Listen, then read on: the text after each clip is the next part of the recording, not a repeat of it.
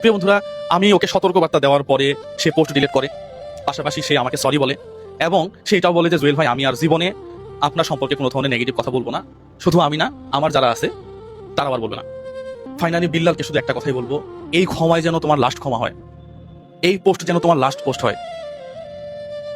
টিকে থাকতে পারবা না তো তুমি? আসলে অন্যায় করে কেউ টিকে থাকতে পারছে? সেটা আমি করলে আমিও পারবো না। এমন কোনো কন্টেন্ট ক্রিয়েটর আছে যেই কন্টেন্ট ক্রিয়েটর সরাসরি তার এজেন্ট নাম্বার দিয়ে বলে যে আমার এখানে টাকা পাঠাও? এটা মানুষের সাথে প্রতারণা। জাস্ট এই টাইপের কথাগুলোতেই ও নিতে পারতেছিল না।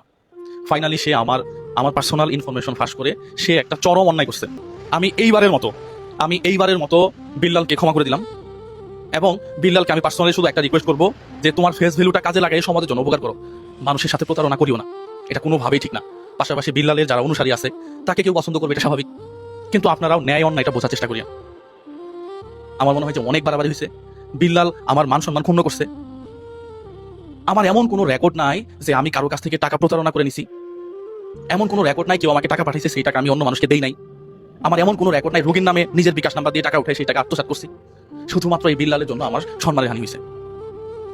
ফাইনালি বিল্লালের ফেসবুক আইডি শেষ করে দেওয়ার জন্য গতকাল থেকে আজকে পর্যন্ত আমার নাম্বারে একাধিক মেসেজ আসছে। তারা বলতেছে যে জুয়েল ভাই, আপনি শুধু একবার বলেন, বিল্লালের আইডি সহ একেবারে ভ্যানিশ করে দিব এবং বিল্লালের জ্বালা চেলাপেলা আছে। বিল্লাল, তোমাকে এবারই শেষ সুযোগ, তুমি আর ভুল করেও আমার নামে কোনো ধরনের ভিডিও বানাবা না। থ্যাংক ইউ সো মাচ, তোমার শুভকামনা করছি। সালামু আলাইকুম।